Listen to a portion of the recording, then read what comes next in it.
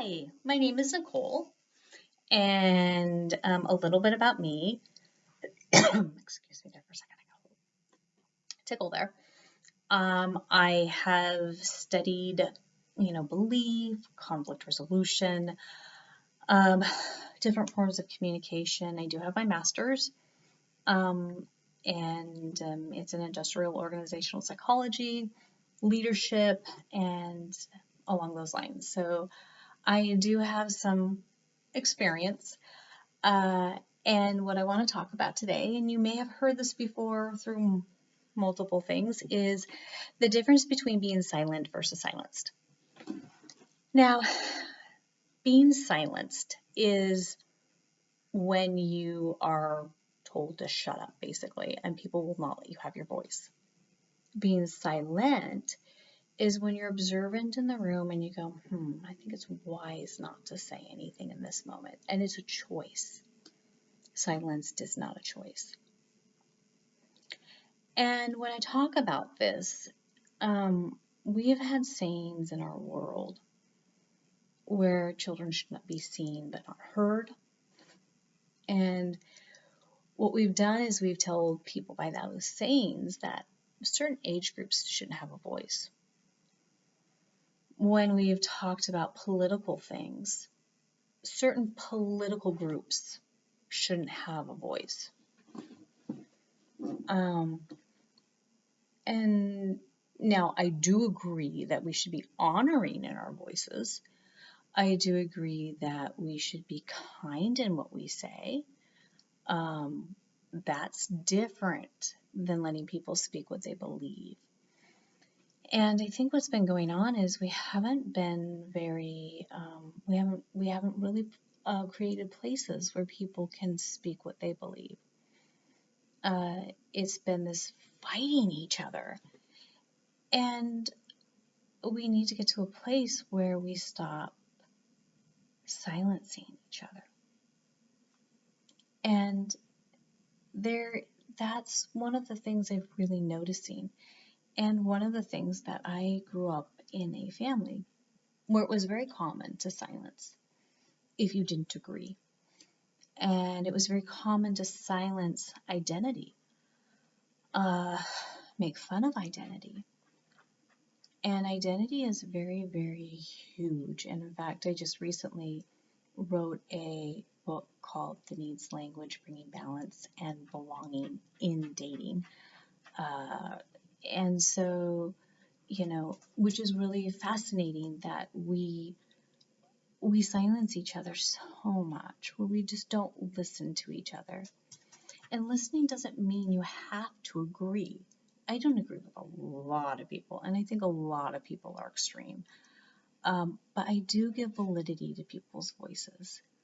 I do listen a lot, or I try to. I mean, I do also talk a lot, but what I mean by listening is I do acknowledge. To me, listening is acknowledging the struggle. And so what my challenge for you today is it's learning to give people a voice, whether they're 5, whether they're 64, and you can sing that song by the Beatles, 64, when I'm 64, whether they're 110. One thing that I've really appreciated about my community here is I have neighbors who are so fabulous. I have little kids that they love my dog. They've actually come and knocked on the door to say hi to my dog. And we've had some great conversations. And we've talked about all sorts of things and laughed. And they share things with me. I've had neighbor kids talk to me about really hard conversations because I give them that space and I don't silence them.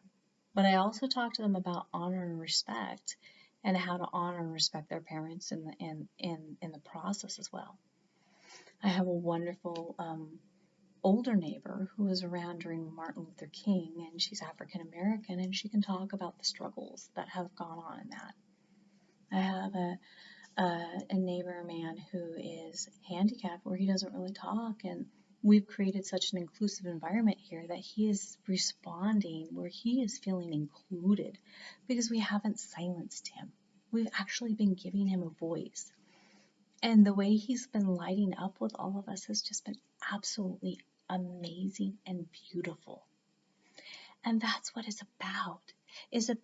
Doesn't matter your gender, doesn't matter your race, it doesn't matter your capability, because I don't really am not liking the word disability anymore. I think disability is a challenging word. I think we need to be talking about capabilities, because everybody's capable of something and brings something amazing to the table. And so I'm really noticing is how do we give each other a voice in a way that's honoring to all the people around us. And so that's really what I wanted to talk about, the difference between being silent and silencing, and how to stop the silencing and give the voice there. Let's give each other a voice back in a way that's honoring and kind, whether we agree or we disagree. And to every race, every gender,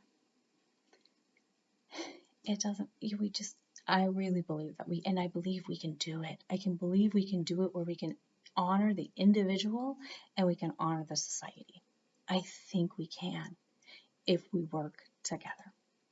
So on that note, because I am a musician, so I always have to end on a note.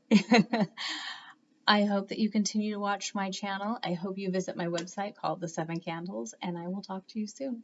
Bye-bye.